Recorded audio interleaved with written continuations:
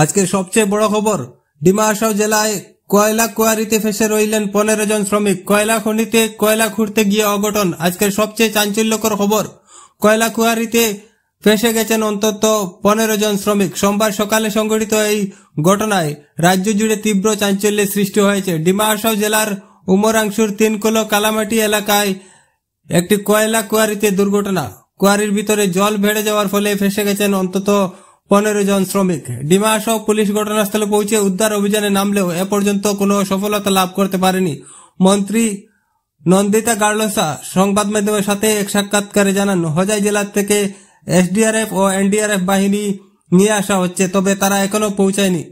তিনি জানান, এই দুর্ঘটনায় ফেসে রয়েছেন ডিমা হাসাও জেলার বাহিরের শ্রমিকরা। এর মধ্যে একজন নেপালি শ্রমিক রয়েছেন বলে জানান তিনি গুয়াহাটি থেকে ইতিমধ্যে রওনা দিয়েছেন। এদিকে সোমবার সকাল থেকে 3 কিলো কালামাটি এলাকায় তীব্র চাঞ্চল্যের সৃষ্টি হয়েছে। ঘটনাস্থলে রয়েছে অনেকটি অ্যাম্বুলেন্সও। আসামের মুখ্যমন্ত্রী টুইটে জানান, রাজ্যের মন্ত্রী কৌশিক রায়, ডিমা হাসাওর পুলিশ সুপার ও জেলাধিপতি ঘটনাস্থলে রয়েছেন। এ পর্যন্ত ঠিক কতজন কোয়ারিতে ফেসে রয়েছেন তা তিনি স্পষ্টভাবে না বললেও বিভিন্ন সংবাদ মাধ্যমে প্রকাশিত খবর মতে 15 জনের অধিক শ্রমিক কয়লা কোয়ারিতে জল বেড়ে যাওয়ার ফলে ফেসে রয়েছেন। কয়লা খনিতে কয়লা খুঁড়তে গিয়ে অঘটন। কয়লা কোয়ারিতে ফেসে গেছেন অন্তত 15 জন শ্রমিক। সোমবার সকালে সংঘটিত এই দুর্ঘটনায় রাজ্য জুড়ে তীব্র চাঞ্চল্যের সৃষ্টি হয়েছে। ডিমা হাসাও জেলার উমরাংশুর 3 কিলো কালামাটি এলাকার একটি কয়লা কোয়ারিতে দুর্ঘটনা। কোয়ারির ভিতরে জল বেড়ে যাওয়ার ফলে ফেসে গেলেন অন্তত 15 জন শ্রমিক।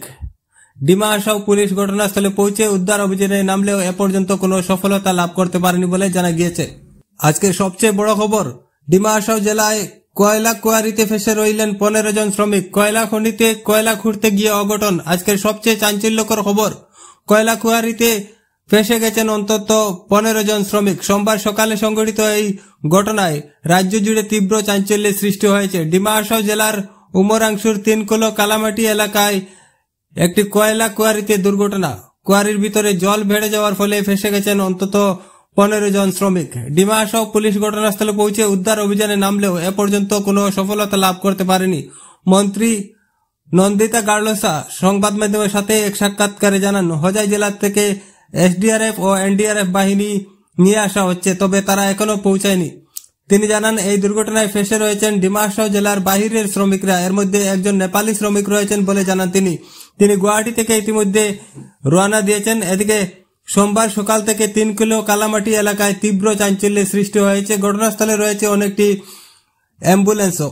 আসামের মুখ্যমন্ত্রী টুইটে জানান, রাজ্যের মন্ত্রী কৌশিক রায়, ডিমা হাসাওর পুলিশ সুপার ও জেলাধিপতি ঘটনাস্থলে রয়েছেন। এ পর্যন্ত ঠিক কতজন কোয়ারিতে ফেসে রয়েছেন তা তিনি স্পষ্টভাবে না বললেও বিভিন্ন সংবাদ মাধ্যমে প্রকাশিত খবর মতে 15 জনের অধিক শ্রমিক কয়লা কোয়ারিতে জল বেড়ে যাওয়ার ফলে ফেসে রয়েছেন।